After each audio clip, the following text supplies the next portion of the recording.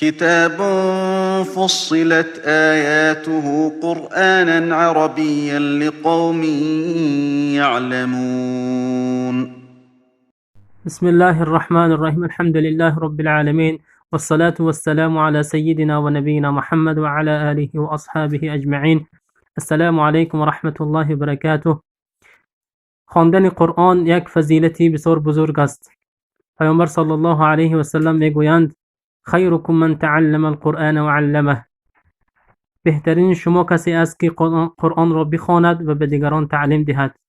برای خواندن قرآن ما باید کتاب معلم ثانی را بخوانیم. معلم ثانی این کتابی است که برای شما کمک میکند تا که قرآن خوان شوید. معلم ثانی این کتابی است که برای نورسان، برای کسانی که میخواهند قرآن خوان شوند، ضرور است که معلم ثانی را بخوانند. حرف عربی 28 تا است. در لغت عربی 28 تا حرف است که امروز انشاءالله خواهیم گرفت.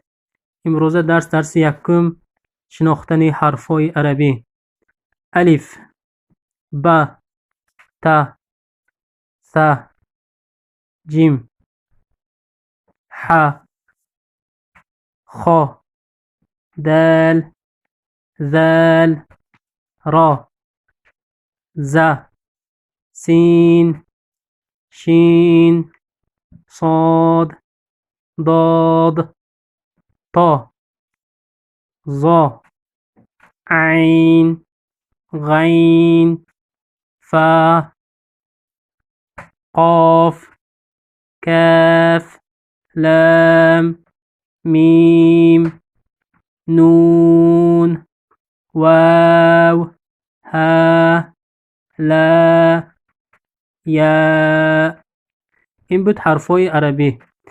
این نامهای حرف می باشد، اما وقتی خواندن ما می توانیم جیم را جیم نه بلکه جا میگیم. جا، جی. یا که دال نمیگیم، دا، دی، دو. اینجا حرف ری است. ری دو خیلی شکل نوشته می شود در قرآن. این یکمش، این دویمش. ز نیز دو خیلی نوشته می شود. ز. باقی حرف ها نیز در مانند شین را وقتی که ما میخوانیم در قرآن شین نمیگیم بلکه ش، شی، شو.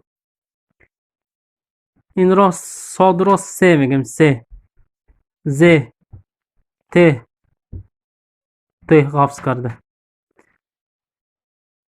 این بود درس یکم شناختن حرف ها. و صلی الله علی نبینا محمد و علی آله و اصحابه اجمعین.